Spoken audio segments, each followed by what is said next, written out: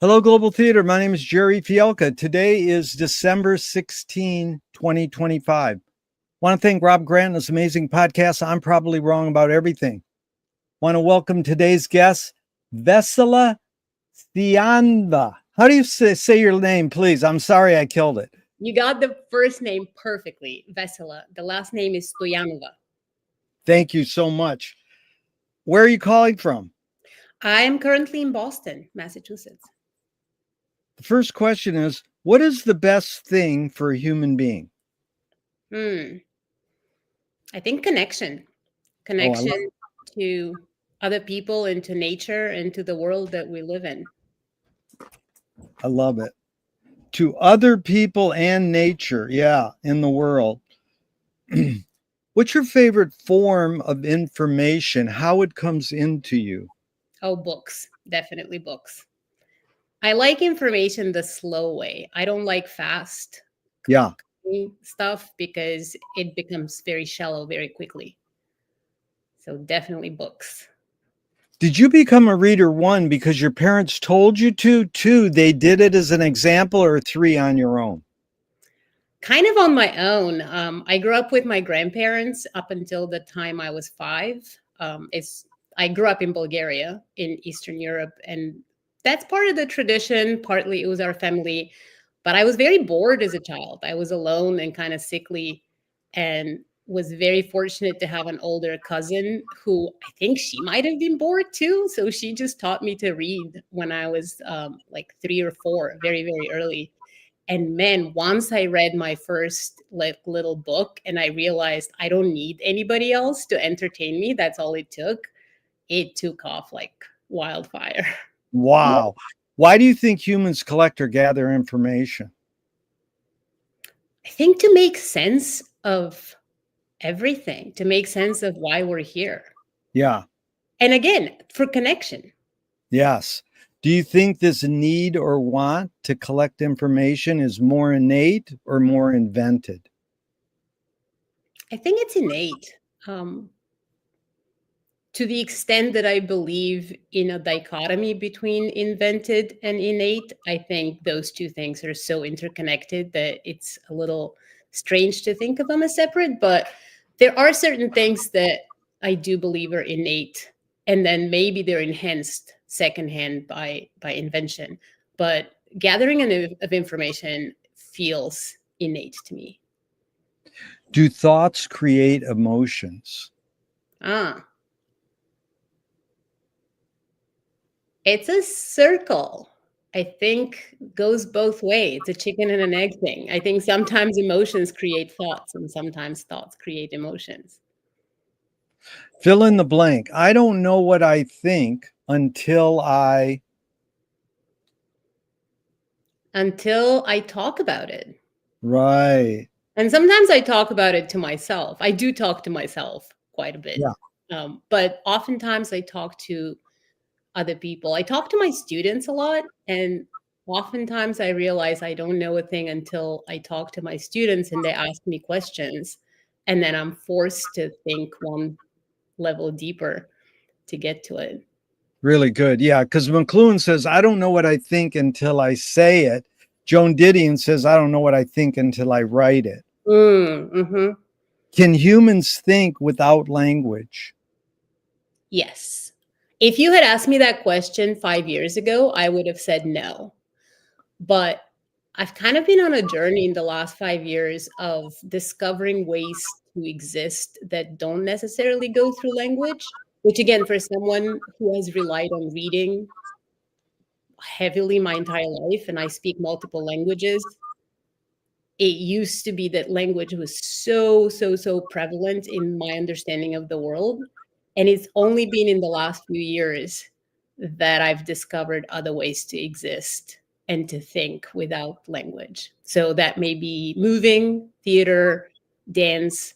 And I recently started teaching myself to draw because it's like it shuts language out in a way that I didn't think was possible. I mean, I would literally put a podcast on or an audiobook and start drawing. And then 20 minutes later, I'd be like, what is this noise that has been happening that I've completely blocked out? Yeah. Yeah. Beautiful. Because Chomsky says language is not just words. It's a culture, a tradition, a unification of community, a whole history that creates what a community is. What do you do when language doesn't work? When language breaks down, what do you do? That's a tough one. It really is context dependent. If I'm on my own and language is betraying me, I would turn to either drawing or coloring. But if it's between me and other people, that can be very, very difficult. I think people are very uncomfortable with silence, and people are very uncomfortable relying on other means other than language. So if it's with an intimate person, I'm lucky to have a handful of those in my life where I don't necessarily need language. But if with someone other than that, it can be very, very awkward. Yeah. Yeah. Your observations of humans in general, are we more feeling beings or more thinking beings? It really depends. Again, if you had asked me that question some years ago, I would have said definitely thinking. But I'm purposefully trying to move over to the feeling world, and I'm discovering my peers. There's a lot of people out there who are way ahead in that sense. So I think we obviously we have both, and I do think you can cultivate one versus the other if you choose to do so. Yeah, it's amazing because most people answer it. I think we're more feeling beings. That's funny. And Bridget Bardot says, when I make love, I don't think. I'm like, good luck. How do you turn your brain off? Or people who meditate go, okay, now think about not thinking. Right. And there's a bumper sticker on a car in my street, and it says, don't believe everything you think. And I'm like, well, you could say, don't believe everything you feel. Yeah. Oh, absolutely. Absolutely. These are two from Alan Turing in the 50s. One is thinking a function of the soul. I don't know if I believe in soul. Or I guess it depends on what you mean by soul. I think thinking is secondary. I think we have a thing long before the thinking happens. And then the thinking is a way to explain what's already there. So if that's what he means by soul, then yes, in a sense that it's a way to kind of project out what's already in. Yeah. The second Turing question is, can machines think? Oh God, I don't know. I mean, as a musician, I have to tell you, I'm a little bit scared right now, and I don't know. Yeah. It's totally okay to say, I don't know. I can't answer this. I really appreciate it. You're articulate and concise. Thank you so much. Yeah. Do you more pursue happiness or more pursue meaning? Oh, they're the same thing. Yeah. They're absolutely the same thing. I don't know what happiness is without meaning. And if by happiness people mean contentment and comfort, then no, absolutely not. But to me, happiness is meaning. And I know it sounds like this highfalutin thing, but purpose and meaning are the core of happiness to me. Yeah. No, it's a lot of these questions are either or. It's of course it's both and it depends, but you're sussing it out. And I got the question from Viktor Frankl's book, Man's Search for Meaning. He said that happiness doesn't tend to last and meaning tends to last. What do you think of that? Yeah, but again, for me, the two things are fused in one. Yeah. People can define happiness however people want to define it. In my personal definition, happiness and meaning overlap almost 100%. And that's not to say that it's easy to find meaning or that it's easy to have purpose. But I think friction and resistance are a necessary element of happiness.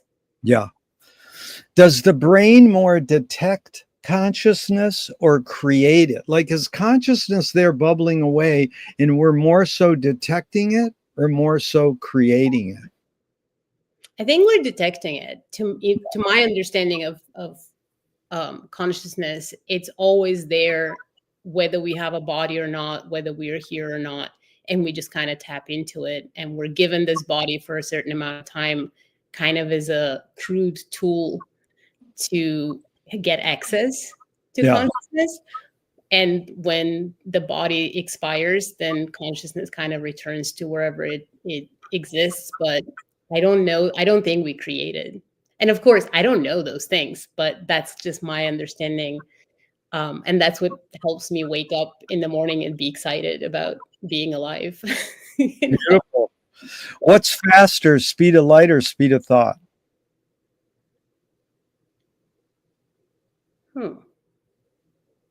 Speed of light, I think. Thought, we perceive thought as fast, but I don't think it is. Yeah. Yeah. I think thought kind of surprises us because it comes out of nowhere. But if you really look at it, thought can be quite slow too. Yeah. And if you go to Kahneman's kind of thinking, you can have the fast thinking and the slow thinking and all that. But even, I mean, is jerk reaction an impulse? Is that a thought? Yeah. You know? So I would go with the speed of light. Audre Lorde, the poet, said, "You can't dismantle the master's house using the master's tools." Her colleague, Yvonne Rainer, said, "Oh, you can if you expose the tools. What new tool do you suggest? And it doesn't have to be tangible." I'm going to go back to connection. Yeah. The tool of connecting, the tool of not relying on the logical side of things, but like feeling your way through and connecting to things can actually make a significant difference. And like so many of the problems that I see around us are created by thinking. So to try to solve them by thinking seems like a really roundabout way or wrong-headed way. I asked this tool question so much that someone said, "Well, what about a toy?" So what toy do you gravitate towards? Oh, interesting.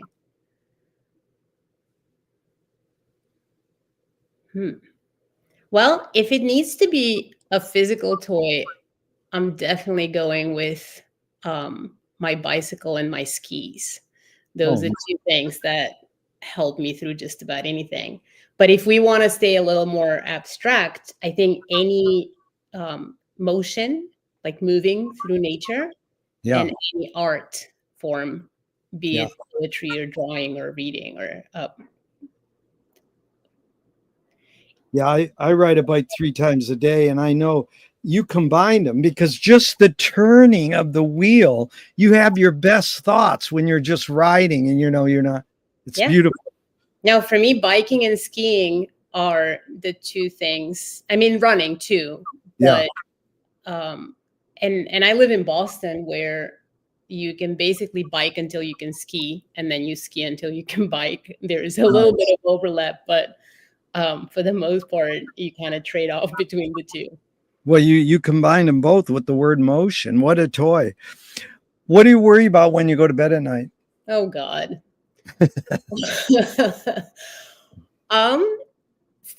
My partner and I have become quite good at setting up the evening in a way that allows us not to be too worried, like slowing down ahead of time. It's very rare that I would go to bed kind of fresh off something that I'm working on, but I often worry about my students and how to serve them better, how to do what I do better, because there's always ways to get better at things. Yeah. It's beautiful. McLuhan learned from Ezra Pound, the poet, that artists, musicians are the antenna of the race. They're broadcasting and detecting the hidden psychic effects of our inventions, so we might learn how to cope with what we don't like about our inventions. So I asked you the question Marshall probed his whole career. Why do we ignore the hidden psychic effects of our inventions, even though the artists are broadcasting them to us? Greed. Wow. No one ever says that. Greed. You want to suss that out? What do you mean? I mean, so many things that exist people know they're harmful before they even finish inventing them. And not to be a cynic, not to be a skeptic, some things are invented with good intentions. But even then, when people start to see that they can be harmful, they don't stop. They continue inventing them. Yeah. And if you think about anything from pharmaceutical improvements to um, any big energy producing plants to technology, I mean, you name it, there's so many inventions that are there solely for the purpose of making money for somebody, and effects be damned. Yeah. And it's also create the disease and offer the cure. You Right. need this. It's also greed. I mean, that's the definition of greed, just creating demand for something, Yeah. while also creating it in the first place. Do artists have moral obligation? They do, but not in the way that a lot of artists think, in my opinion. I think we have a moral obligation to stay true to the message that we have, and that we need to share. Yeah. I don't think that artists necessarily have to be political in any way. Yeah. And if they are, and that's part of their message, then more power to them. But I don't feel like there's a need for every artist to have a stance on every issue. I don't have the capacity to care or to know about everything that is worth caring for. But I Yeah. do know what I do care for, and I do feel a moral obligation to speak to that, Beautiful. in my art. Beautiful. Are you more afraid of old ideas or more afraid of new ideas? That's a good one. I like that. I don't think I'm afraid of ideas. Yeah. I do love ideas. I am afraid. I am afraid of ideas being misunderstood, misconstrued, misinterpreted, and misused, again, for the sake of either greed or power, which is Yeah. the same thing. So I love ideas. I love the challenge of an idea, whether it's new or old. And I like the puzzle nature of it, being able to kind of break it apart. But I also really like reading other people's interpretations of ideas, because I think, again, that's where connection happens, when you have the idea as a starting point and then you have people kind of going around debating what it is. Yeah. Can you conjure up your earliest memory ever or one of them? Yeah, I have thought about that before, and I have a few very, very kind of prominent memories, but I'm not sure how early they are. One of the earliest ones that I'm pretty sure I was maybe about 4, which makes me feel like there's got to be something earlier.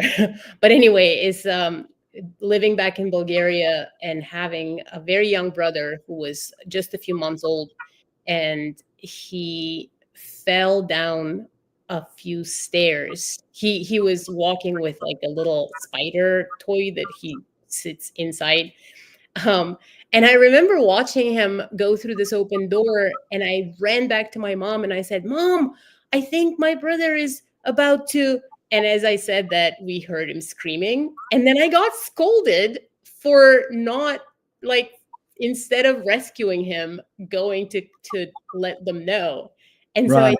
I think the memory of it is partly the trauma of watching my little brother fall, but more so that idea of, like, you didn't do the right thing. Yeah. Of It's all the actions that were available to me at that time, I chose to rely on the adults rather it- than on myself, and that stayed with me for a while, actually. is memory more a curse or more a blessing? People give memory so much credit. It's just a thing. It's Yeah. not that reliable to begin with. It is both a curse and a blessing, obviously, but also use it to your advantage, because unless it's something where you truly need to remember something for the sake of being in court, or the stakes are really, really high, most of the times the stakes are not all that high. Yeah. I think it's entertaining. Memory is entertaining. Amazing. That's a great word for it. You really covered things well, and I really get a picture of the words you put together. I appreciate this. So tell me someone within your immediate family who had an impact on you, and what specifically was that impact? My mother, definitely. We have a very difficult relationship, and very loving, but not very intimate. And I learned from her both self-discipline, which has served me really, really well, but also self-loathing, which I'm still recovering from. Wow. Yeah. And And honestly, I haven't parsed out to what extent self-loathing and self-discipline overlap, because they do. But it's a little bit tricky, because it has served me very well in so many ways, that it feels dangerous to just let go of one without the other. So I'm still kind of working through that. just that you can articulate it that well is a part of the whole working it out, man. Really good. So same question outside your immediate family, someone who had an impact, and what was the impact? That was a little harder. It's not a person, it's a community. When I first moved to Boston, after a few years, I found this community of artists who were living at an abandoned factory building, and I moved in with them pretty much immediately. And that place served like an organism of like-minded, crazy humans, where we put on shows every month, and we opened our home to the public, and we invited all sorts of crazy people to crash with us. And that whole scene completely changed my understanding of the United States. First of all, coming here as an immigrant, it changed my relationship to my own music and my own art making. And it changed my ideas, my kind of young person ideas of what art is for. Yeah. Because these were people who were living in an abandoned factory building with like very little physical comfort. And I had never been happier living there. And I was there for 6 years until it burned down. Wow. But it was an incredible thing to experience. And to this day, a lot of my connections in Boston come from those 6 years. Wow. Whether artists or the audience who was coming to our monthly events, who now are people in their 60s and even older, and they would recognize me and be like, "Oh my God, are you part of that Pan 9 place?" And I don't know, there's a lot of beauty in having had that impact on people while also being changed completely from the inside. Yeah, it reminds me of one of McLuhan's favorite lines is, "The Balinese have no word for art. They do everything as well as they can." Oh, amazing. I love It that. sounds like that. So did your parents raise you a particular religion? No, so I was brought up behind the Iron Curtain, where religion was forbidden. So it was against the law. In fact, my grandmother on my maternal side used to go to church. So the churches were technically not closed. They were still there, but it was frowned upon. So she would go to church kind of secretly, and until my mom, who lives in a different city, was basically received a letter from her university where she was teaching saying, if your mother doesn't stop going to church, you're going to need to resign from your position. So they don't tell my old grandmother to stop going. They tell my mother, you need to tell your own mother to stop going to church if you want to keep your government job. So religion was completely out of the question. The other part is my paternal grandparents were true communists, where they honestly believed in communism and Marxism and Leninism. And there was a dichotomy between the two families. So I remember asking my grandmother once, Grandma, what is this thing about God living in the sky? What is that? And she goes, oh, that's just silly nonsense. We have cosmonauts. We sent them to the cosmos, like the sky, and they went there. There's nobody there, so don't worry about it. For me, at the age of That is, so whatever I was like, oh, so we went and saw. you anticipated the next two questions so beautifully. Do you pray? No, I meditate. That's as close as I get to praying. If God does exist, what would you like God to say to you after you die? Oh, but we went there and saw. He's not there. Or she. Nobody ever even thought of that back then. In all seriousness, I do believe in consciousness, and I do believe in connection that's bigger than what we understand, not just language and not even just touch, but just having an energetic connection to something bigger than us. But Yeah. that's as far as I can go with that. Do evil people exist, or does evil use people as a vehicle? Oh God, I've been thinking about that a lot lately.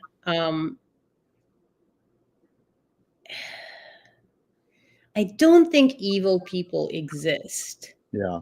But I do think people tap into evil impulses Yeah. in ways that it's awful.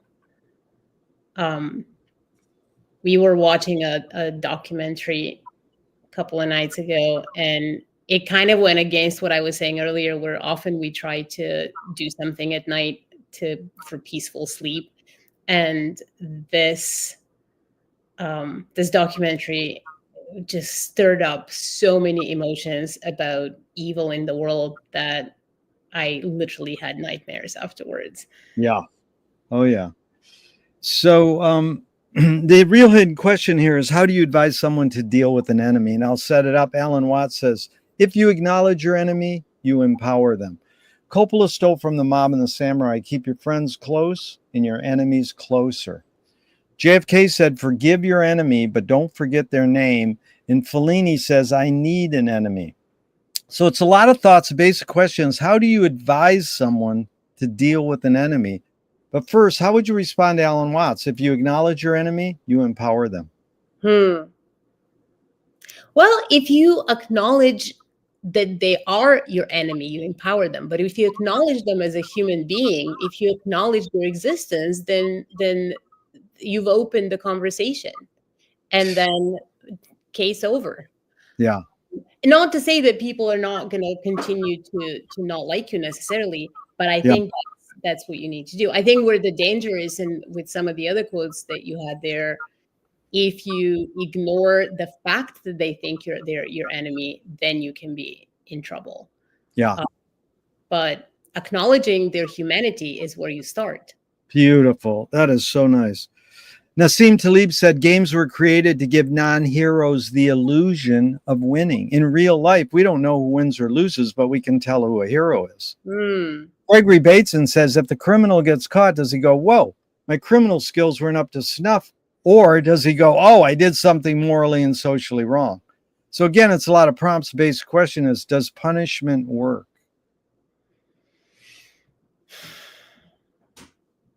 Not in the way that we think it does. I don't think imprisonment works. Yeah. Punishment can work when it comes in a form that actually can have an impact, because imprisonment does not have the impact that we think it does.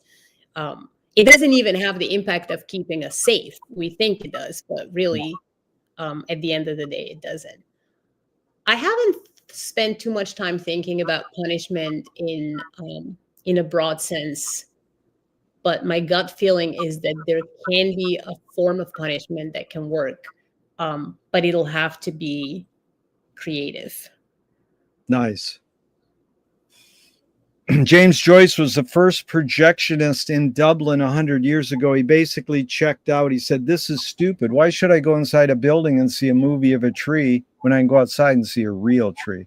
Years later, Faulkner said, "Sometimes the best fiction is more true than journalism."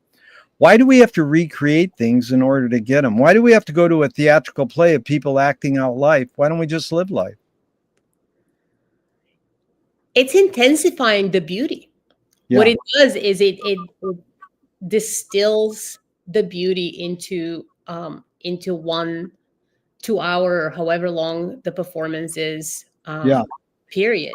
And as far as fiction versus journalism, I mean, language is such a beautiful thing. Language itself um, can change everything, and there are different ways of using it. A journalist uses language one way, a fiction writer uses language a completely different way. Not to mention, all of these art forms are an excuse or an allowance to experience the beauty of it. Because in life, oftentimes you don't even notice the tree. You walk by the tree every day and you don't even notice it because you're so preoccupied. But you go into a theater and they dim the lights and everything is set up in a way that this is your time to pause and actually pay attention, which is the beauty of art. Really good. Did you get this sense of recognizing beauty more from the way your parents raised you or more on your own? More on my own.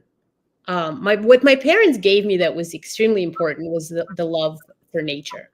We went skiing every weekend religiously, my entire upbringing. We went hiking a lot, and the mountains and the sea, just nature in general, was there. So in that sense, I saw beauty through them, but they were a little more utilitarian, even about skiing. If you ask my mom, for example, what is the big thing about skiing, she'll say it keeps you healthy because, she has all the kind of practical reasons why skiing is good for you. Um, and to be like full disclosure, back in Bulgaria, skiing was not an elite sport the way that is here. I often run into this thing when I talk about skiing. People get this idea that it was like a privileged upbringing. During communism, there was no such thing. But luckily for all of us, it was very affordable and it was done in a way that it was open to everybody. It was a wake up call when I moved to the US. And for the first 10 years I lived here, I didn't go skiing once because I couldn't afford to even get there. Never mind Oh, wow. you know, but I'm very, very grateful that it was something I learned to do very, very early because Yeah. it's such a huge part of my life now. But as far as finding beauty, I think I gravitated towards friends who were artists, or friends who were seeking beauty on their own. And I think a lot of it happened away from my parents. Tell me. That was beautiful, man. You're too cool. I love you. Oh, So, thanks. I'm curious, where's your tipping point to be, you find that music, being a musician, a percussionist, a composer is your calling? And where's the tipping point where being an educator is your calling?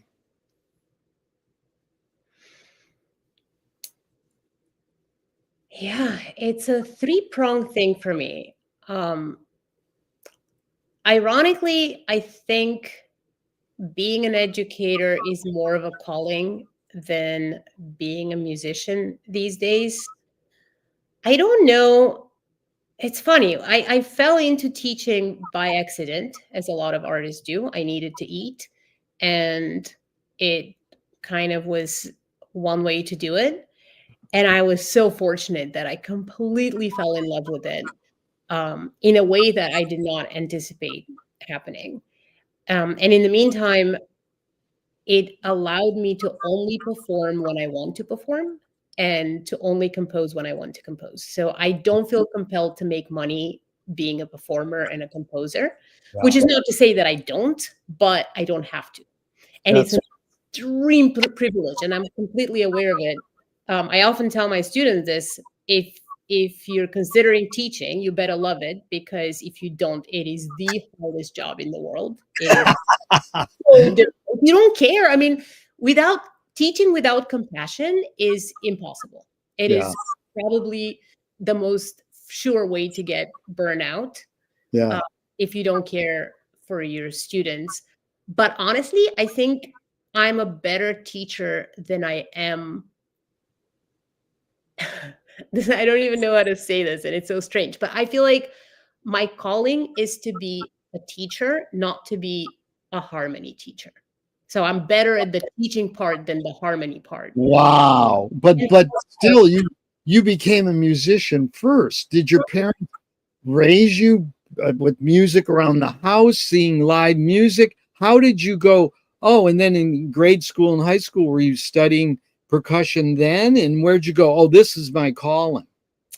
yeah, I started piano at the age of 5. My mom is a pianist, and she thought she was going to be my teacher, which I think is a horrible idea. I do not recommend that to anybody. And also, there was the Russian school of teaching music, which is very, very strict. And improvisation was practically forbidden. It was considered dangerous in a communist country. And so from the age of 5 till about 9, I played piano and I hated it. I was a tomboy. All I wanted to do is go outside and play. And I hated both the kind of the way that it was taught and the whole premise of sitting alone and just playing the notes. So at some point, I made my mom so angry with how defiant I was about it that she smacked. We had this beautiful German piano with this very dainty little kind of wooden part where you put the sheet music. And she got so mad, she smacked it and it broke off the piano. And then she chased me around the house with it. Oh my God. Got her really, really mad. And then she locked the piano with a key, like literally locked it, and was like, "You don't get to play." I was like, "Awesome, peace out. I'm gonna go play ball." So for 2 years, I did not play music at all. And then in Bulgaria at the time, it was considered, if you are a rounded human being, you have to understand the arts. And I was hopeless in drawing. So she said, okay, you have to play something. It doesn't have to be piano. And you don't have to be a musician, but you have to play something. Pick an instrument. And I picked drums because I thought that will piss her off and it'll be as far. Wow. And she called my bluff. So she signed me up for drum lessons. And part of the drum kind of percussion family is an instrument called marimba, which is essentially this gigantic xylophone for grown-ups. It's 5 octaves, or at least the contemporary version is. And it's massive. And you play with 4 mallets, 2 in each hand. And it sounds like a wooden piano. And so Yeah. the irony of it, and that's my instrument, that's what became my career.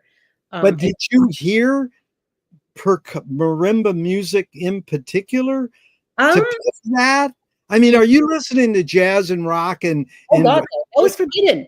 You could not. You would didn't go. hear any of that. So how did you know that's the one I want to go for? Why? How did you know marimba was it? Yeah, there was a percussion ensemble that was playing contemporary kind of classical music. And I went to a concert and saw them. But I mean, the drums was, I just wanted to play drums because they were available. And, you know, we had our own version of kind of popular music. But really, I got into classical music. And so I was playing timpani and snare drum and the whole orchestral repertoire. And marimba was supposed to be just like one part of that family. But I did see an ensemble that performed with like multiple percussion, and then they had a couple of marimbas, and I thought it was the most beautiful sound. At age, what did you see that about? Probably about 14. 14. Wow. 14, 15. And then I did start to get a little more serious about the marimba. And there was one person in Sofia who would be able to teach marimba. I lived about 2 hours bus ride away from Sofia. And in the 10th grade of high school, I realized that I don't think I picked music. I think my mom picked music for me, even though she said you don't have to be a musician. I always felt compelled to follow that route. So I stopped playing for a whole year, right before the end of high school. And I thought, I'm going to go into language. I was studying Italian and English and Russian. And so I had 4 languages going for me. And I thought, I love writing, I love reading. I'm going to be a writer. And I spent a year kind of rebelling and not playing music at all. And by the end of that year, I felt like there's a big part of my identity that has been abandoned. And I thought, wow, I don't know, maybe I should go back to music. So I traveled to Sofia and met with the professor there, who was the only person who could teach marimba. And he asked me to play something. And mind you, I hadn't played for like a year. And so I played a piece, and he said, you're not ready, but you have a year until you graduate high school. And if you want to do this, I'll give you lessons for free once a week if you're willing to travel here on the weekend on Saturday and see what happens. I was Wow. like, okay, let's do this. So every weekend, every Saturday, I would take the bus for 2 hours, go take a lesson with him, and then take the bus back for 2 hours and practice the rest of the week. And at the end of high school, I auditioned and got into the academy, the National Academy of Music in Sofia. And I was just about the only person there who had not gone to a specialty high school, because in Bulgaria at the time, there were high schools for musicians where the level is so extremely high. My brother went to one of those schools, and when he ended up transferring to Berkeley, he got into basically third year of Berkeley just based on the level that he had from high school. Wow. Yeah. And I didn't do that. I went to an English high school. I learned English and got into the academy kind of partly because out of stubbornness, partly because this professor was really determined to help. And I was the last. There were 9 people who were accepted that year, and I was dead last. I was number 9 to get in, but changed my life. Wow. So let's fast forward. You became a composer also. Mountain Goats and Reflections on a Mountain Lake. What role does intention play in your creative process? And I'll just set it up. A screenwriting teacher told me great art is when you can clearly see the intention of the maker. Kubrick says the opposite. Great art is when you can clearly not see the intention of the maker. What role does intention play in your creative process when you're writing a Vessela piece, not a commission? It's just you writing a song, a composition. I've done both. I've written songs where I had a very clear intention and really wanted to. And I've written pieces where not only did I not have the intention to write it, I should not have been writing. I should have been grading or doing something that was on my like deadline driven life. And instead I would end up writing something. So I've gone both ways. I love writing for people, specific people. I like writing, knowing ahead of time who's going to play the piece. That again, it comes back to connection. It gives me that connection to a like purpose of why is this being written. Having said that, I have absolutely written songs where I'm like, I don't know where this is coming from. I don't know what it's going to become. I've had songs where I would write a piece on piano and think of it as a solo piano piece, and then next thing I know, I'm orchestrating it for a full orchestra because that's what it needs to be. So yeah, it can go both ways, but the understanding of who is going to perform it more so than who's going to listen to it. I never think of who's going to listen to it, but well, that's you have ESP, because that's the next question. Duchamp said there's no art without an audience. How much are you thinking of your listener when you're no?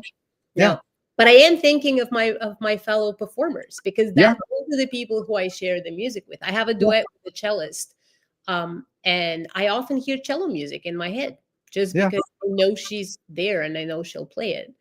I do believe that that art needs an audience, but not in order to validate it. I think art needs an audience to close the circle. But you Yeah. can do the process of creating without ever needing an audience, and that's perfectly valid in my mind. Yeah. Really good. McLuhan says everything we invent extends some humanness. Like knife and fork extends our teeth, shutter and a camera extends our eyelid, maybe even religion or philosophy might extend consciousness. What does the marimba extend for you? What humanness? Oh boy, I have a very love-hate relationship with the marimba. It's complicated, as they say. Um, it extends the physicality. It Yeah. extends the reach. I'm able to fuse with it in a sense that it I become much bigger. Um, Yeah. but it is an instrument that you don't touch. And Yeah. that means you can't close your eyes and play it. I recently, not recently, in grad school, I took up the clarinet out of the blue at a ripe age of 30 something years old. Yeah. And it was miraculous to me that, speak about it becoming an extension, like immediately, I couldn't even make a nice sound yet. And all of a sudden, I felt fused with this instrument. And the breath control that I had, and like my fingers were finding melodies better than I ever did on marimba, which I had played since I was 14 years old. It was absolutely miraculous. And Yeah. the marimba, because you don't touch it, because you have these mallets that are the connection between you and the instrument, there's something lost in that Yeah. exchange. Yeah. Um, but what I do love about the marimba is the physicality of it. I mean, you Yeah. can literally just close your eyes and hit the same chords over and over, and the vibration of that wood through the mallet, through your body, down to your feet. It's the physicality of it is absolutely amazing. You really knew how to answer that question. What's Mm. the function of music?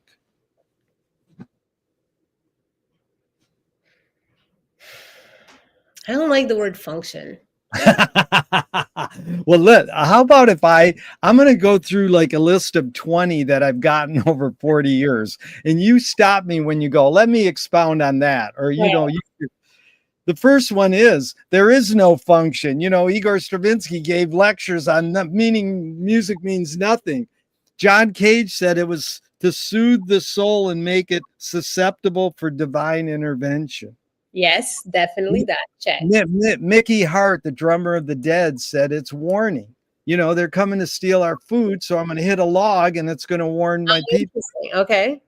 Dylan Buston, great musician in Boston there, he says to dance.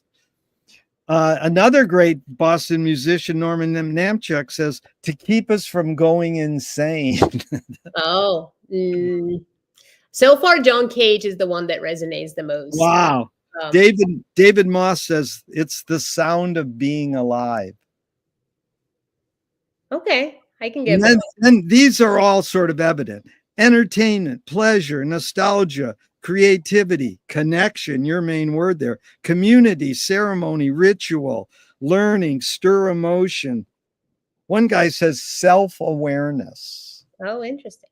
Well, I think it's a conduit to emotion. I think, in a sense, again, it's similar to why we go to the cinema as opposed to go out and look at the tree, which a lot of people will go out deliberately in nature and look at the tree. Is the same thing. It's putting a frame around your experience, rather than you just kind of going through life.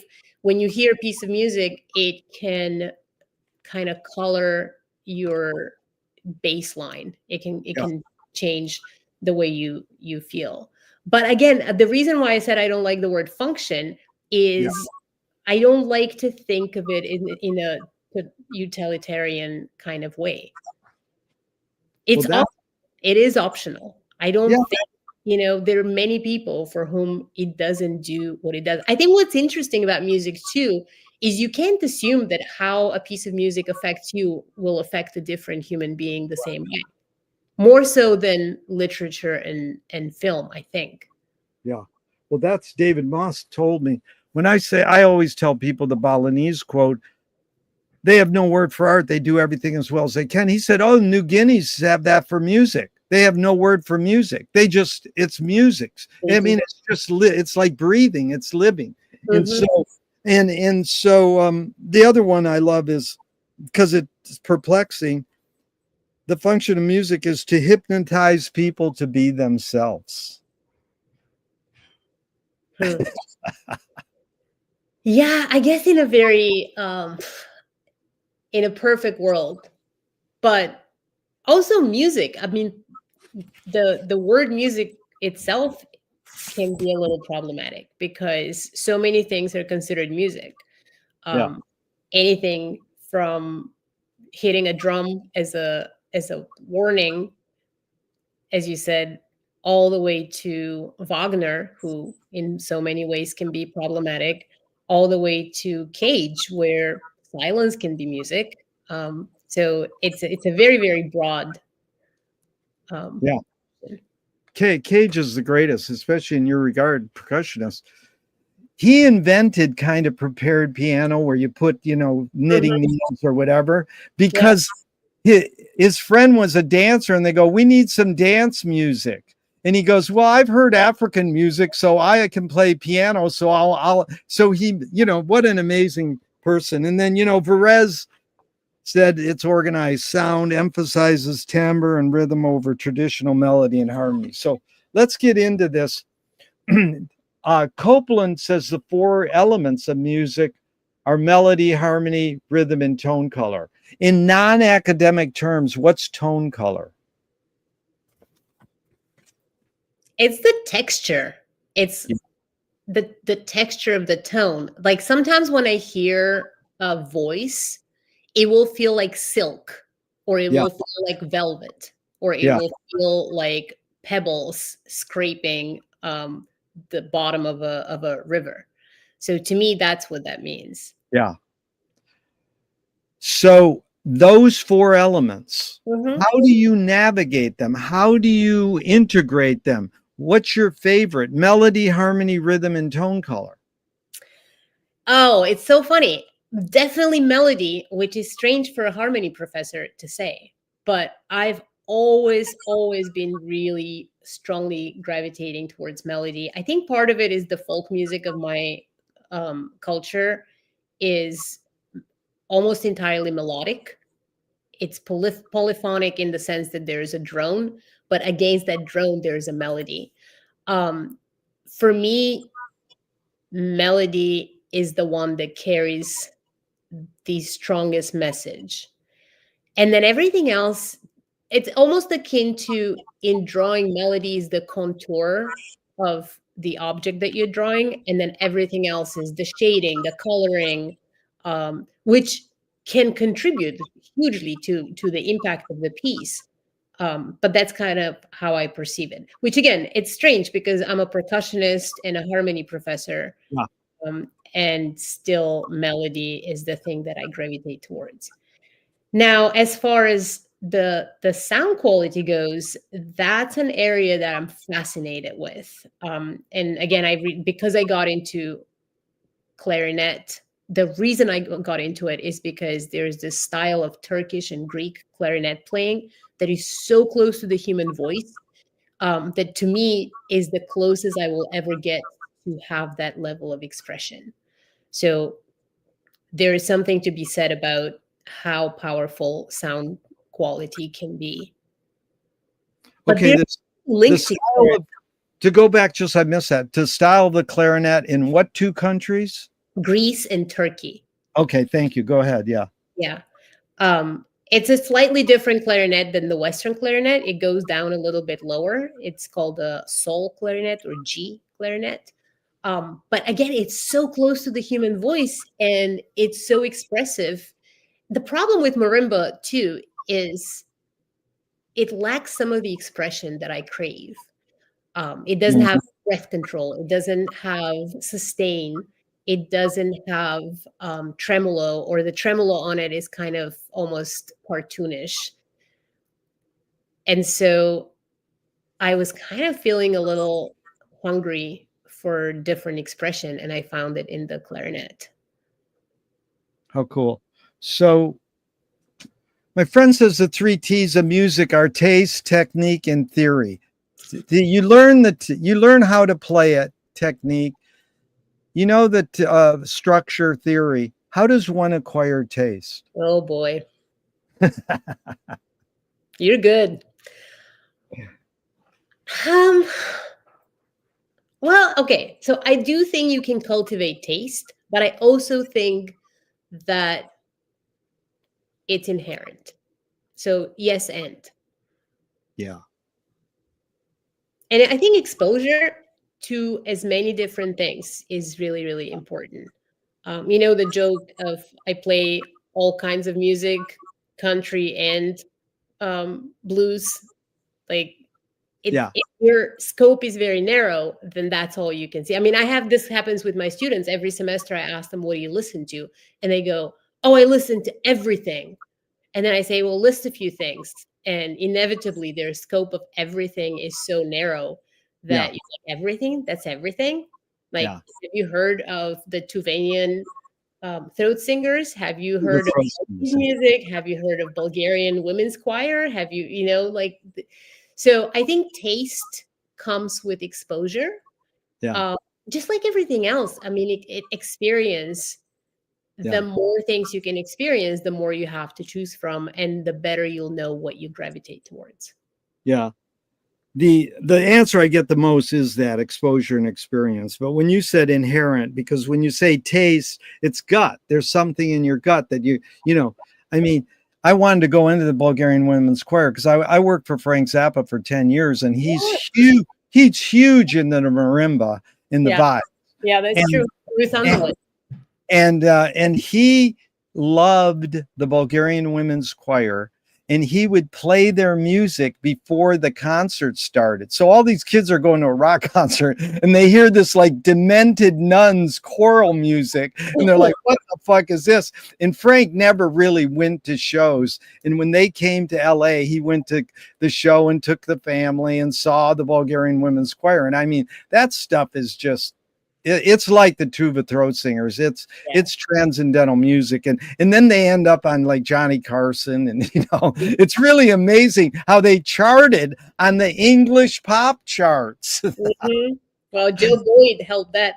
Well, so here's full disclosure. I'm actually on sabbatical as of this moment, and my sabbatical project is I'm going back to Bulgaria to study the mystery of the Bulgarian voices, and I'm meeting with as many of them as I can find, and I'm Yeah. analyzing all of those scores with the idea of writing a course for Berkeley starting next fall, literally teaching the harmony and the rhythm behind the Bulgarian women's choir. So it's like a pet project of mine, and the fact that Berkeley's letting me take 6 months off from teaching to go do that is like insane privilege. So I'm very excited. But let's go on that privilege word for a second. Are most of your students entitled, privileged, rich kids? No, you'd think so. A lot of them are, but not most. Um, a lot of them come on scholarships, and the fact that they choose to study music, in some cases it's a sign of privilege, but in other cases it's what would save their lives. Like, Yeah. we have kids who come who are so bad academically that it seemed to them that music is the only thing that they can do, and a lot of them are extremely talented and they do really, really well.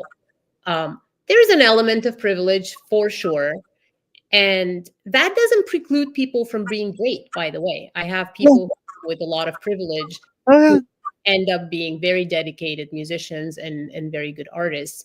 I don't think those things, there is an overlap, but it's not 2 and 2 equals 4 for sure. And then how many are coming because they want to be a rock star?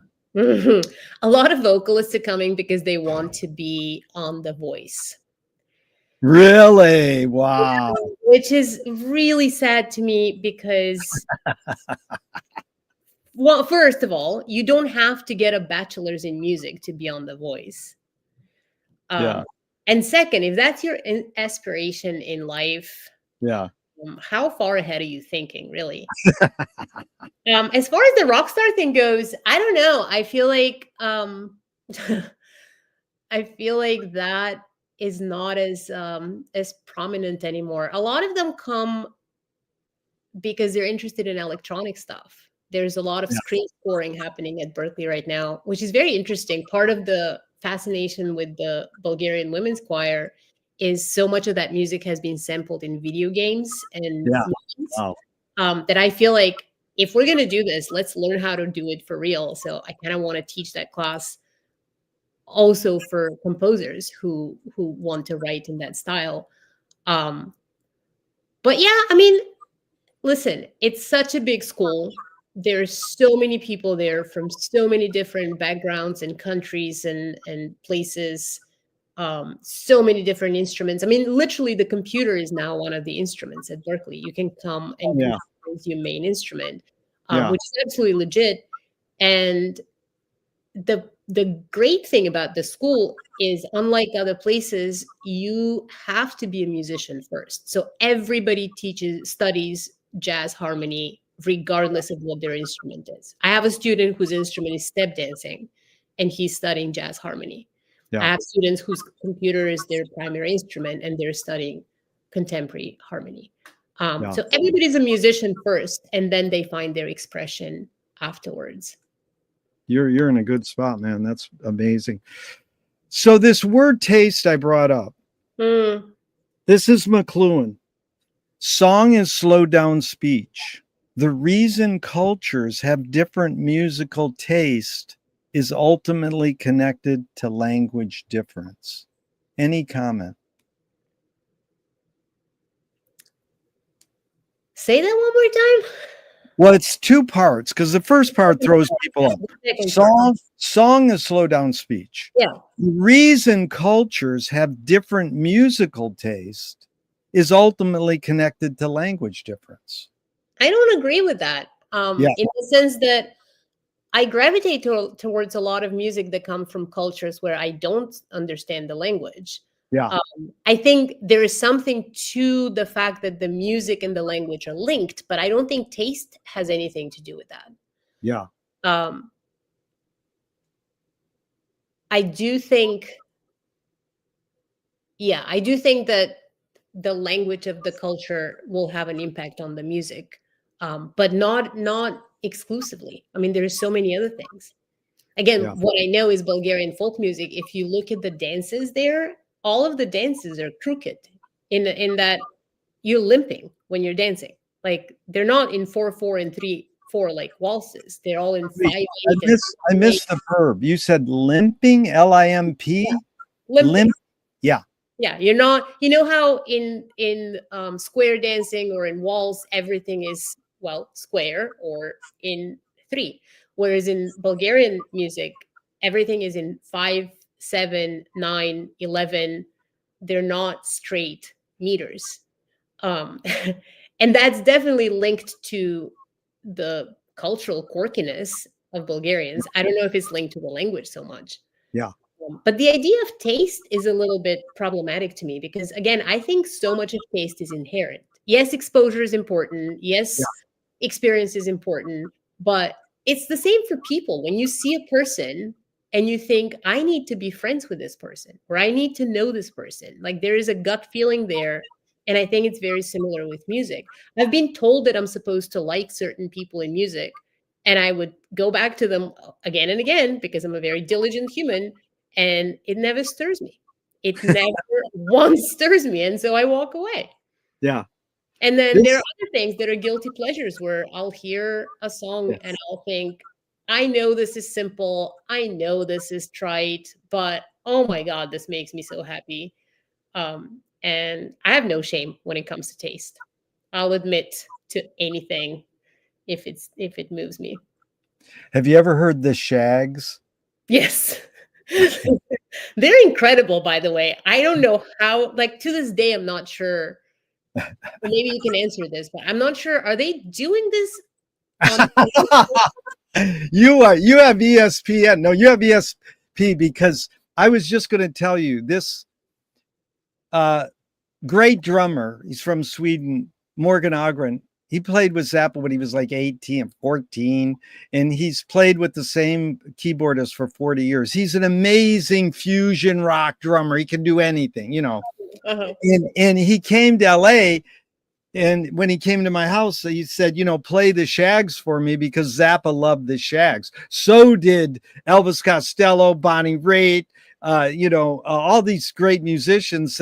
They say the Shags are great. And then you put it on, most people go, what the fuck is this? This is horrible.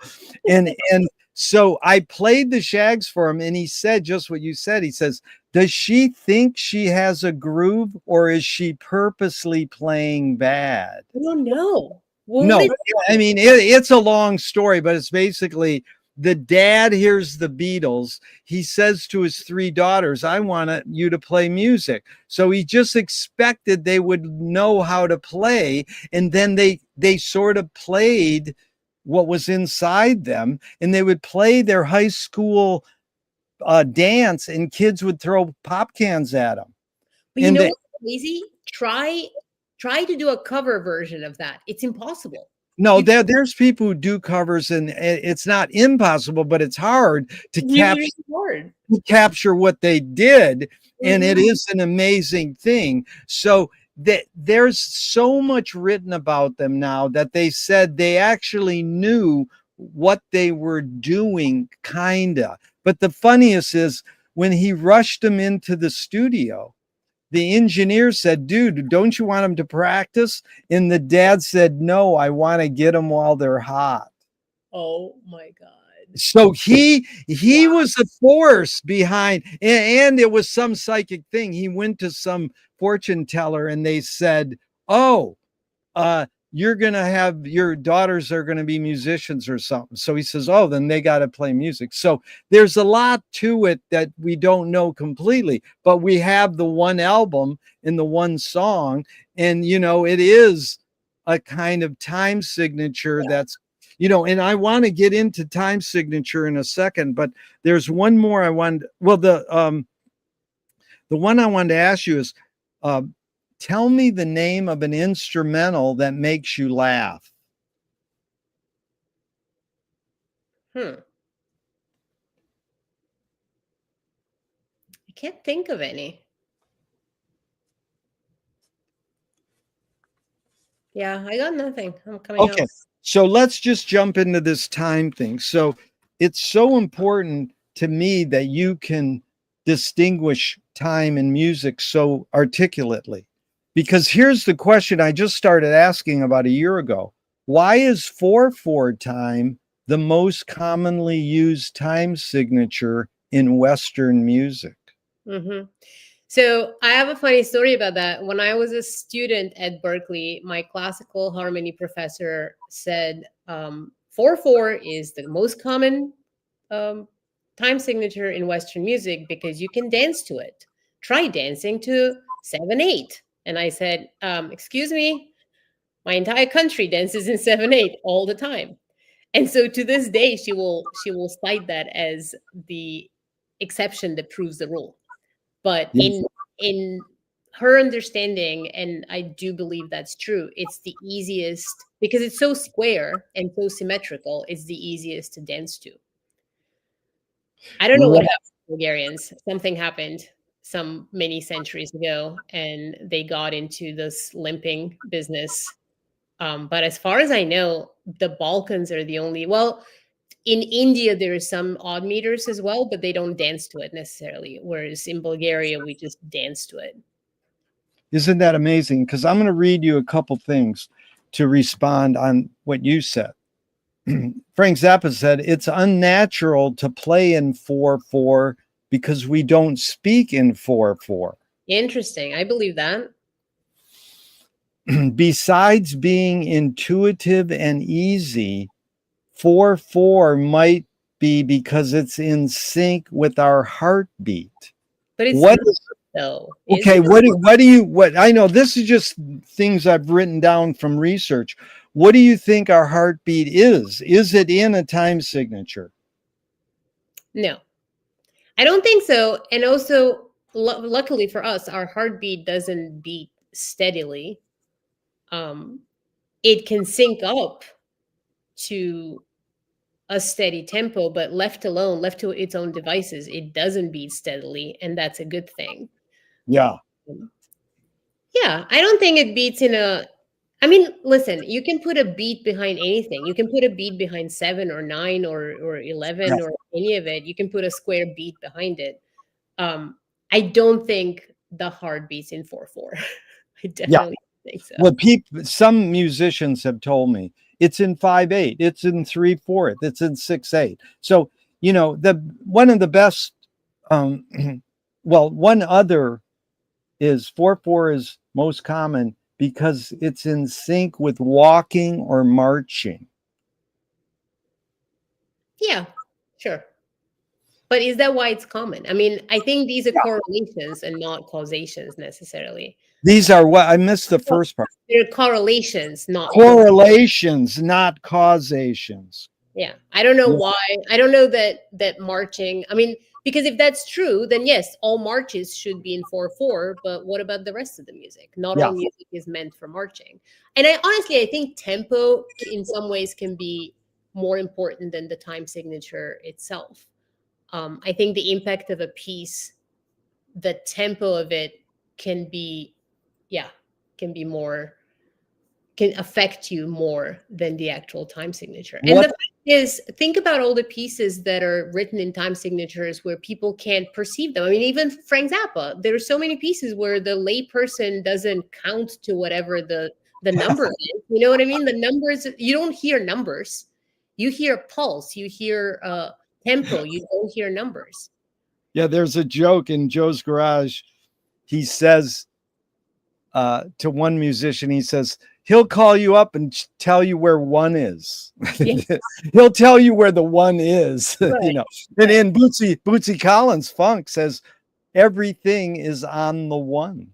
Right. You And know, funk is not 4/4 time. Funk right. has got this little thing, but I think, you know, that's why it's so great to dance to, because you can tap your foot for, you can feel like it's 4/4. But what's the difference between tempo and time signature? So the time signature is how a musician organizes the beat structure, and it mostly has to do with how it's written. Whereas the did you say was it the difference between time or tempo? You said time signature is how the musicians organize the beat. Mhm. Tempo is what? How quick the beat is. So you can have the beat be organized in 5 beats per measure or 7 beats per measure or 4 beats per measure. Tempo is how quickly do those beats happen. Yeah. And then there's time on top of it, which often when people speak about time, it's your perception of how those beats are in relation to each other. Meaning, like in swing, for example, you can have a certain type of swing, and from one drummer to the next, the same song can sound very different because of the feel that they have. Yeah. And musicians speak about the idea of sitting on top of the beat. In Bulgarian music, you're always on top of the beat where you're about to fall off, like forward, you're leaning so far forward. Whereas in blues, for example, you're sitting way back on the beat and kind of relaxed into the opium den, so to speak. So there is all these different ways to describe the Yeah. temporal feel of the tune. But so much of time signatures, people get so caught on time signatures, and at the end of the day, that's just the way to organize it on Yeah. on paper. You really made me think of, we would go to LACMA, County Museum of Art, every Friday to see free jazz. And it was really well curated with, you know, these great heavy jazz people in LA, but it was usually a little avant-garde. Mm-hmm. This one, he was like, not Paul Bley, but there's a drummer in New York who plays like the LA drummer, I think was Billy Mintz. And this is how he'd play. And then he'd practically fall asleep. And then, you know, and drummers are always so busy. And we loved them because it was like, dude, you don't have to. I mean, that's the hugest thing, the biggest thing in music today. They don't know how to have space between the notes. There's too many notes. Yeah. Come on. and you know this because the Berkeley kids are like anyways, here's the continuation on the 4-4, because I'm really thankful to you for articulating this, because this is Captain Beefheart. He said he varied from what he called the mama heartbeat. He said the same old 4-4 rhythm is related to fascism. It's so fixative, so hypnotic, it's dangerous to the heart. Faster than the heart disco is dangerous. He wanted non-hypnotic music to break up the catatonic state. Wow. Definitely listen to Bulgarian music. This is so funny. Well, so I have another story very quickly. Some years ago, I got into running, and as I was getting a little better at it, one day I was running with music on, and I noticed that the beat of the piece that was playing, it was this Balkan brass tune, lined up perfectly with my cadence, so much so that I felt like I had wings. Like all of a sudden, running felt effortless. And so I was so excited. I was like, oh my God, I'm going to go home and I'm going to find out what tempo this was, because I need to find more tunes in this tempo. And being the diligent musician that I am, I got my metronome out and I played the tune, and it was at 180 beats per minute. And I thought, oh, I've discovered something. So I Googled, I went to Google songs in 180 beats, and immediately was like runners list. So apparently that was a thing that I didn't even know about, whereas runners had discovered that if you run at a cadence of 180, it lines up with the ultimate, most kind of organic pace. Yeah. And that doesn't really determine the speed you're running at. That's just the cadence that you turn your legs over. But I didn't know about it, and I just kind of found it organically on my own. So there is definitely something to be said about your body can click into a rhythm, that you can put a number on it, but only because musicians have put numbers to those things for the purpose of sharing the music. Yeah. Because if you didn't have to write it, you don't need to know that it's 180. You just sing it to the other person. Yeah. But if I compose a piece and I'm sending it to some orchestra that lives halfway around the world, I need to have a way to write it in a way that they can read it and sound like what was in my head sitting here in my Boston loft. Yeah. So, but when Beefheart's, because I want to go into Beefheart's drummer for a second, but first I want you to clarify, what do you mean cadence? What do you mean by that word? In the sense of running, what I mean is how quickly you turn your legs. So how often you step, not how long your step is, but how many times per minute do you step? Yeah. Left, right, left, right.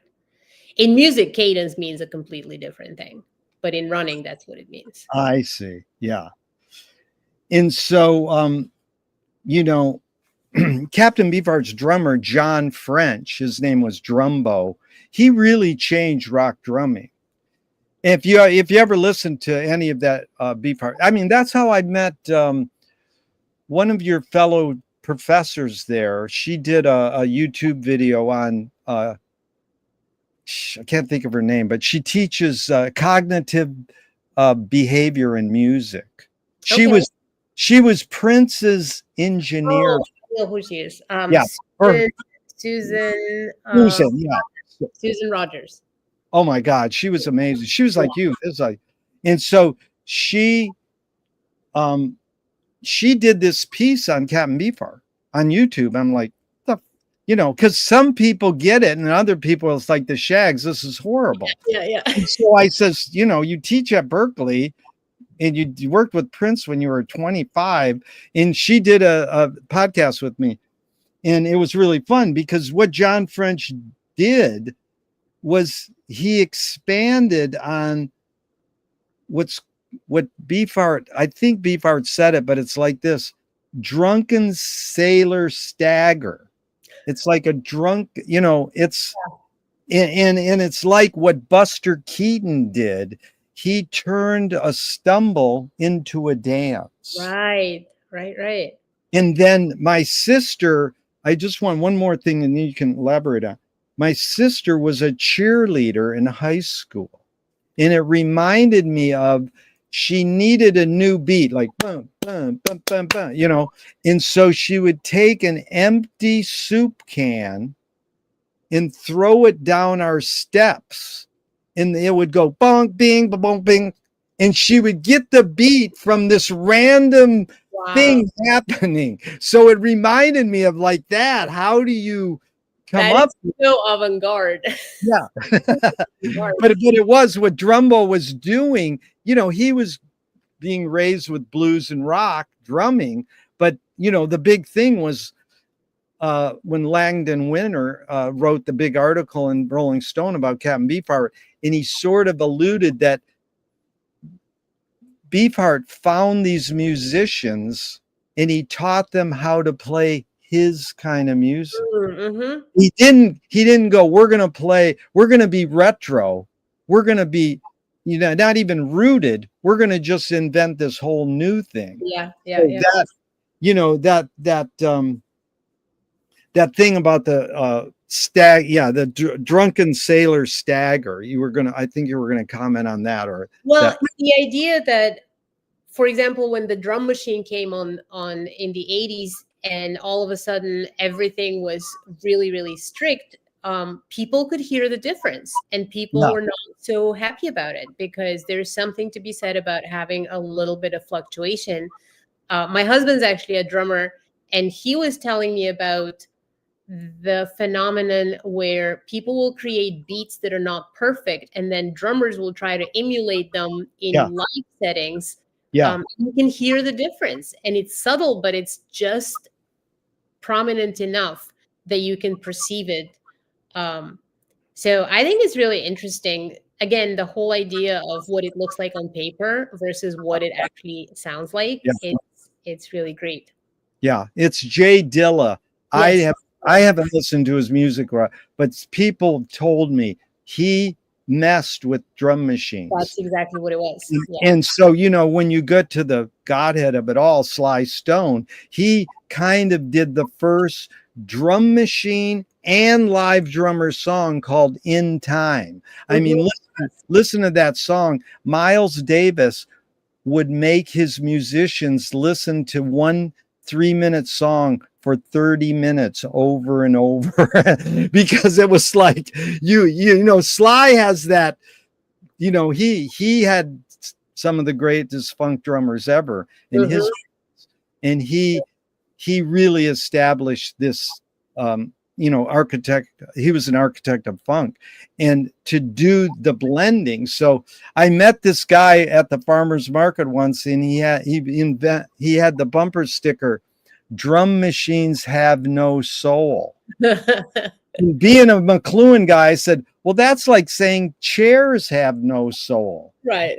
And I says, what you're really saying is, according to my aesthetic, some uses of the drum machine have no soul. And he goes, that's too long for a bumper sticker.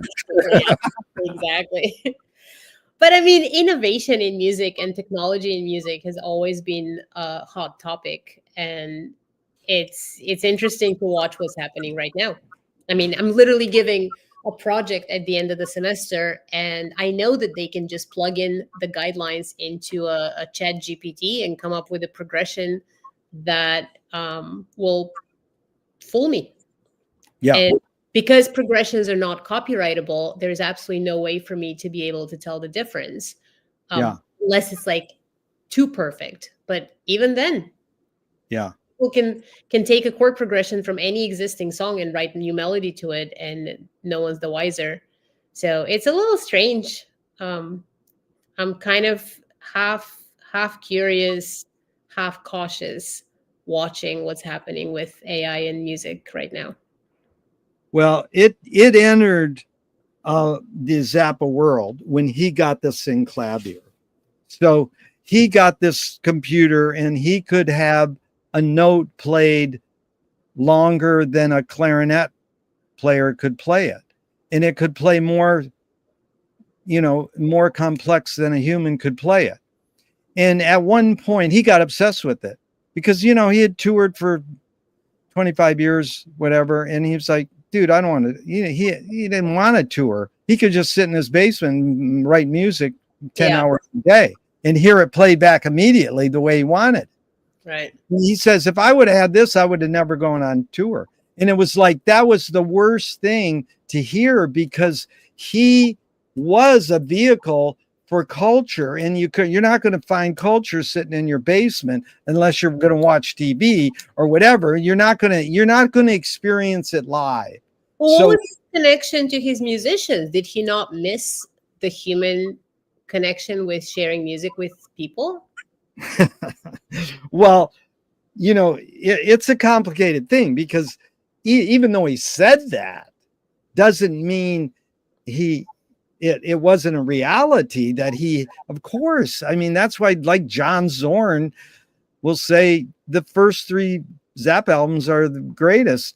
And Zorn's a clone of Zappa, or not, but it's basically he did 60 albums in 30 years.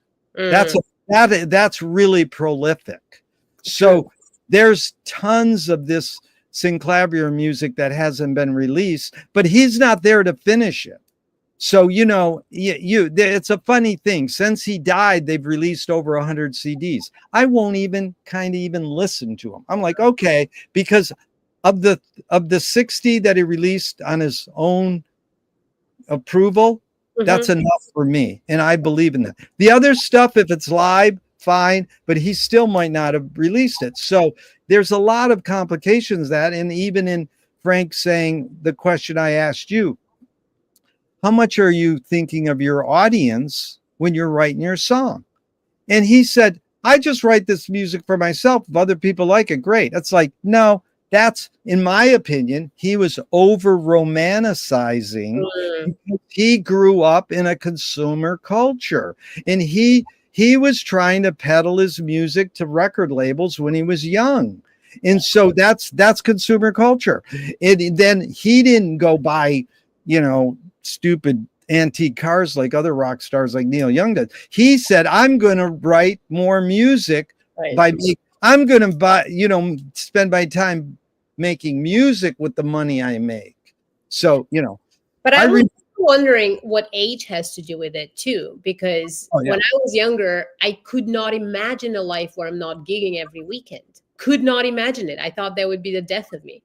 And I joined a progressive rock band, or I started actually a progressive rock band, and we bought a van and we were on the go for basically the better part of 7 or 8 years.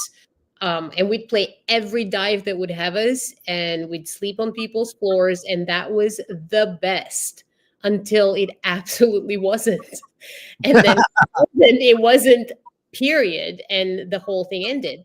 But so there's something to be said about how your priorities shift with age. And I don't mean money at all. Like, it has nothing to do with money. It has everything to do with the kind of energy and the kind of outlet that you needed for your energy. Right now, I can sit at home for 10 hours and compose. Back then, you could not pay me enough to do that. Like, it was all about being out there on the road with other people and hanging out and playing music. And loud. I mean, we were a loud progressive rock band that would just play all the time. We would do tours in England for 3 weeks, 21 shows every single day. And you're playing marimba with this band? I have an electric marimba. So I have a Buchla. You know who Don Buchla is? He's an inventor who used to live in California. He died a few years ago, but he was a Moog contemporary, and he invented these incredible synthesizers back in the day. And he specifically stayed away from linking them to a keyboard, because he thought that if you're a pianist and you have access to a keyboard, you're going to play and think like a pianist. Whereas if you are given these synth things that have no interface that is familiar to you, you're going to come up with new music. And so one of the things he created was a marimba called Marimba Lumina, Yeah. And luckily for me, there's still a person out in Oakland, Joe DeVell, who maintains it, and he'll Yeah. fix it for me even when it breaks. Yeah. And so it's an electronic marimba that can travel easily. I Yeah. can play with it in a regular keyboard case. And it has built-in patches, but I can also plug into Ableton Live and draw any kind of sound I Yeah. want. And that was honestly the answer to my dilemma with the marimba, because I was, as I mentioned, I kind of had a love-hate relationship with it. But I had a scholarship to go to Berkeley that was based on marimba. Yeah. And when I graduated, I got an artist visa that was based on marimba. And so I kind of felt like I was being held hostage to this instrument. So much of my livelihood depended on it. But when I found the bukla, all of a sudden the world opened up. And the reason that progressive rock band even existed, and we did like Zappa covers and King Crimson covers, and then we Yeah. had a bunch of like original stuff. The reason it existed is because I had the instrument. So talk about what comes first, the taste or the tools. Yeah. It's chicken and an egg, right? Yeah. It's both. No, that's the great joke for the Brill Building, where Carole King and all those great Mhm. songwriters, they go, what comes first, the lyrics or the music? And they said, the phone call. Yeah, exactly. Okay. But how do you spell that word, Bukla? Bukla? Buchla. Buch. And that's the Marimba Lumina. Is the same thing? Yeah. So Yeah. Don Buchla was the inventor, and the marimba is called Marimba Lumina. I got you. Yeah. Now, I asked for 90 minutes, and this has gone so good. I'd love to do a part 2.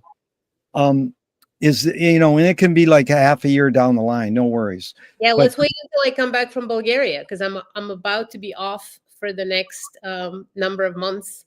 yeah, no, it can be even a year later. But I hope we do it, because that's the one thing Susan Rogers said. This was great. I want to do a part 2, and then she never booked part 2. It's all right. Someday maybe she will. But there's a lot more. But can you go one more question, or you got to get going now? Okay.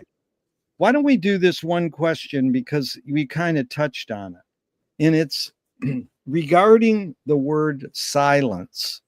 So Thelonious Monk said, silence is the loudest sound in the universe. And Miles talks about the space between notes. I got a slew of quotes about silence I want you to react to. But my first question is, how do you know when not to play? How do you know how to incorporate silence in composing and playing? It is very hard. Silence can be very awkward for people. Silence can be very threatening to people. Yeah. If you notice how people interact, oftentimes they don't allow for silence. And honestly, silence is hard. It's hard to come by, even when you're actually silent. And not to get too woo, but who knows what you're going to discover when it's truly silent. You were speaking earlier about heartbeat and all that. And I can't perceive my own heartbeat unless I'm running and it's like Yeah. pumping. But in meditation, I've had moments when I finally get to be so truly silent that I actually can perceive my own heartbeat. Yeah. And so is silence when you can hear your heartbeat? Yeah. But to answer your question more directly, I think that's where the art comes in. I think that's where the true art comes in, knowing when to be silent, knowing when not to overwrite or overplay. And it comes with confidence, it comes with maturity, it comes with confidence, all of it. Yeah. Yeah. Yeah. Because when Cage wrote 433, he got in one of those chambers. He says, I want to hear silence. And he got in the chamber and he heard his heartbeat and Right. his nervous system working. Yeah, But see, if me and you took a car ride for 45 minutes right now from Venice, California to the desert, and then we walk for 15 minutes, and we sat on a rock, I swear we would hear silence. Mm. Guess what? It's because what McLuhan says, things don't exist on their own, they exist in relationship. So our relationship is we heard car sounds for 45 minutes, then we heard our footsteps for 15 minutes. So there wasn't silence there, but we thought we could hear it, because that's what Marshall said when they asked him, will there ever be silence? And he says, no, things don't exist on their own, they exist in relationship. So when you said one thing, sorry, go ahead. Go ahead. No, go ahead. Even as simple as you're sitting in your kitchen and all of a sudden the fridge stops humming and you perceive that as silence, because before that it was there in the background, you know? So, and so, but silence is also intimacy. Say it again. Silence is intimacy. Yeah. The idea of being with someone in comfortable silence is the most intimate thing you can do. And again, we feel compelled to fill in the space with words all the time. But if you can sit in silence with someone, that's a beautiful thing. Yeah. That's Pascal said, all the problems of the world will be solved if you can learn how to sit in a room quietly in solitude. Probably true. Okay, here's a couple silence quotes. Just any thoughts on any of them. Bob Dylan. Experience teaches that silence terrifies the most. Yep. Yeah. Again, because it exposes things. And yeah, I mean, this can go so many ways, but I completely agree with that. Here's Roscoe Mitchell. Silence is perfect. The absence of things. I can see that. Yeah. I also see it as perfect in a way that potential can be perfect. Before you express anything, there's all the possibilities. But silence can also be really, really frightening, in the same way that if I ask you to write a piece of music with absolutely no guidelines, like my students and I have this conversation all the time where they'll complain about the guidelines of a project. It's like, oh, it's too strict, and do I really have to do this and this? I'm like, you have no idea how much harder this would be if I said, go write a good piece of music with absolutely. So silence gives you that. It's like silence is the blank sheet of a painter.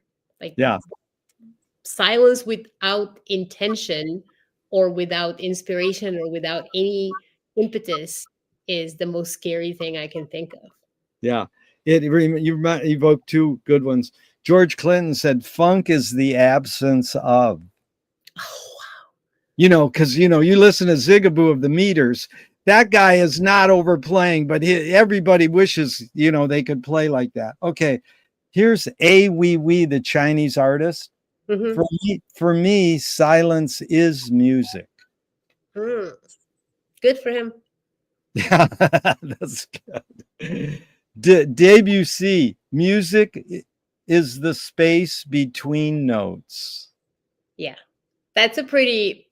I mean, that one has almost become a cliche, but there's so much truth to that. Yeah, it is. And again, it's the contour. Silence gives you the contour.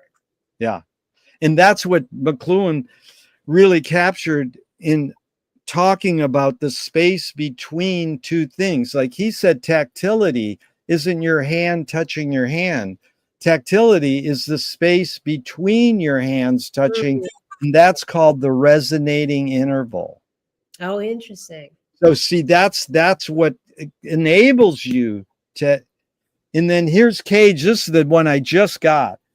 Silence is the sum of all the sounds of the environment. Yeah. I mean, which allows for that piece to work. Yeah. Yeah. And here's the last one. Speech is of time. Silence is of eternity. That's Thomas Carlyle. Yeah. Again, I think it taps into the idea of potential. Yeah. Potentials. Yeah. Well, it's really been a true honor and a pleasure. Thank you so much, Villa. A lot of fun. Yeah. Yeah. And so I will hopefully, we can set up a part 2, 6-8 months down the line. And even though I'm going to hit the end broadcast button, I hope this never ends and we can keep talking forever and ever. Thank you so much. Really, really fun. Thank you so much. Okay. All right. Bye.